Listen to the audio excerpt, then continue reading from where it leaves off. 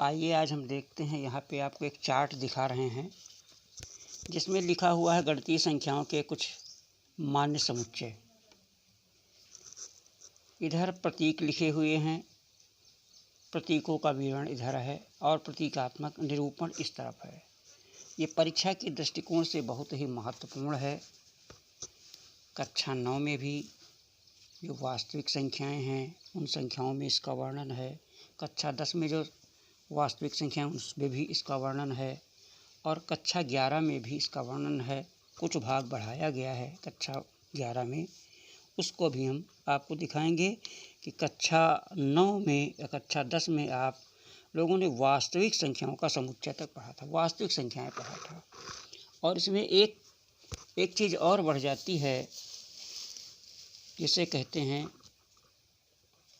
Complex number, सभी सम्मिश्र संख्याओं का समुच्चय। ये एक और बढ़ जाता है इसमें। तो देखिए इसमें है क्या, कक्षा 9 में ही हम लोगों ने पढ़ा है कि सभी प्राकृत संख्याओं का समुच्चय और उसका प्रतीक क्या है, यन है।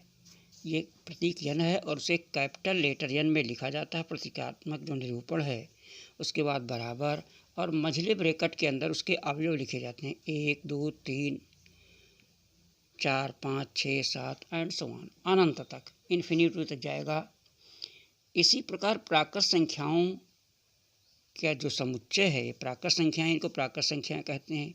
इन्हीं को जो हम मझले ब्रैकेट के अंदर लिख देते हैं तो ये समुच्चय का रूप हो जाता है। कक्षा 11 में हम लोगों ने पढ़ा है कि समुच्चय की परिभाषा, समुच्चय का प्रतीक क्या है और इसकी परिभाषा क्या है। फिर दूसरा आता है पूर्ण संख्याएं। जो पूर्ण संख्याएं हैं उन पूर्ण संख्याओं को W से व्यक्त किया जाता है, प्रतीक इसका W है, और सभी पूर्ण संख्याओं का समुच्चय। तो इसे लिखा जाएगा कैपिटल W, और इसमें 0 को भी शामिल किया गया, शून्य को भी शामिल कर लिया गया। इस जो हमारी प्राकृत संख्या थी नेचुरल नंबर, उस नेचुरल नंबर में केवल 0 और बढ़ गया तो होल नंबर हो गया, इसको कहा गया होल नंबर। ये सभी पूर्ण संख्याएं हैं। और सभी पूर्ण संख्याओं के बाद फिर आ जाता है Z, सभी पूर्णांक संख्याओं का समुच्चय। Z का मतलब है पूर्णांक संख्याओं में धनात्मक संख्याएं भी हैं, धनात्मक पूर्ण संख्याएं हैं, ऋणात्मक पूर्ण संख्याएं हैं और 0 भी हैं।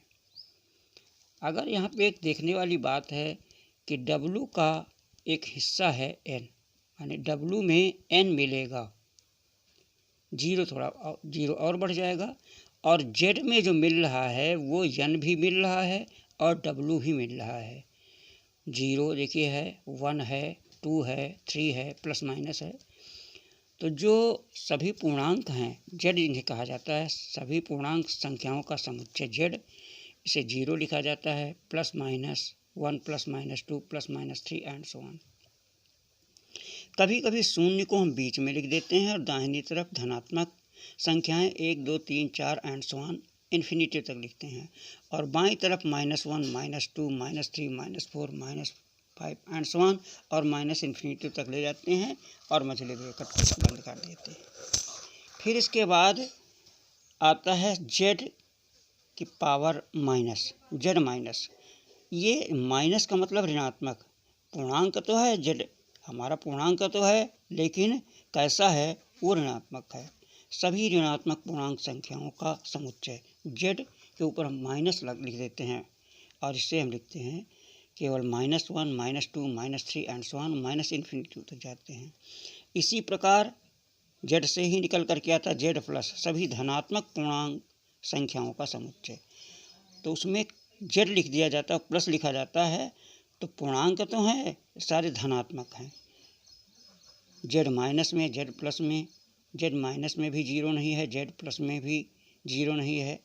और जब इसको 0 को भी Z माइनस Z प्लस तथा 0 को मिला दिया जाता है तो वो Z हो जाता है।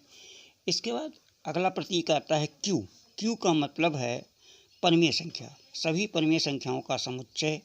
इसे Q equal to P/Q such that P, Q belong to Z। ये Z से आते हैं, ऋणात्मक भी हो सकते हैं, धनात्मक भी हो सकते हैं। और एक कंडीशन ये है कि क्यू में देखिए इसमें जेड में 0 भी आ रहा है, लेकिन लिखा Q is not equal to 0। तो जो हमारा हर है वो शून्य नहीं होना चाहिए, हर को शून्य नहीं होना चाहिए। और ये भी है पी तथा क्यू का जो HCF निकले वो 1 होना चाहिए। अगला आता है इसके बाद आई लिखा है। आई का मतलब होता है इरेशनल नंबर। सभी अपरिमेय संख्याओं का समुच्चय जो होता है उसे आई कहा जाता है। और यहाँ पे लिखा जाता है Q such that Q is not belong to capital Q. Q का मतलब परिमेय संख्या, कि जो परिमेय संख्या के अंतर्गत नहीं आता है उसको अपरिमेय संख्या कहते हैं और उसके समूह को कहा जाता है आई। कैपिटल आई से इसे व्यक्त करते हैं।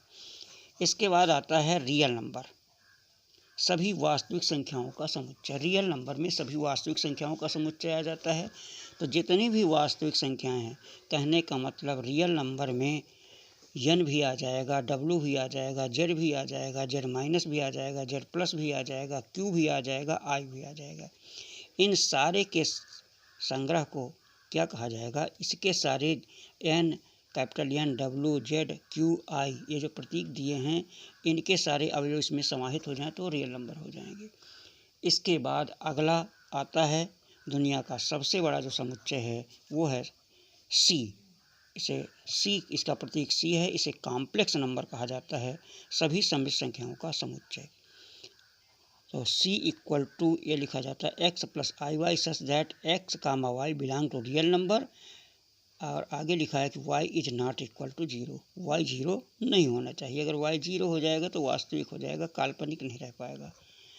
तो ये जो सम्मिश्र संख्याएं हैं, सम्मिश्र संख्याओं में सारी संख्याएं आ जाती हैं। दुनिया का सबसे बड़ा जो समुच्चय है वो है हमारा सम्मिश्र संख्या। इस प्रकार बच्चों हम लोगों ने देखा कि जो हमारे नेचुरल नंबर या जिन्हें हम प्राकृत संख्या, पूर्ण संख्याएं और पूर्णांक, ऋणात्मक पूर्णांक, धनात्मक पूर्णांक और परिमेय संख्या, अपरिमेय संख्या, वास्तविक संख्या और सम्मिश्र संख्या, इनको व्यक्त करने के लिए किस प्रतीक का प्रयोग किया जाता है और किसके अंतर्गत, और जो समुच्चय के रूप में लिखते हैं तो इनके ही पहले जो अक्षर कैपिटल लेटर में उसको लिख दिया जाता है और उसके अंदर मझले ब्रैकेट में अवयव लिख दिया जाता है। तो इस प्रकार ये बच्चों बहुत ही महत्वपूर्ण है चार्ट। इस चार्ट को आपको ये जो है आपकी अन्य जो प्रतियोगी परीक्षाएं हैं उनमें भी बहुत अच्छा योगदान करेगा।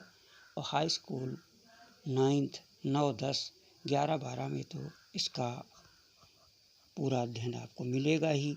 कुछ 9 में मिलेगा, कुछ 10 में मिलेगा, कुछ 11 में मिलेगा। इस प्रकार बच्चों ये आज यहीं तक। आशा है कि ये चार्ट आपको अच्छा लगा होगा और इसे आप पहले प्रकार से देखिए और समझने का प्रयास करिए। इन्हीं का अध्ययन हम आगे करेंगे।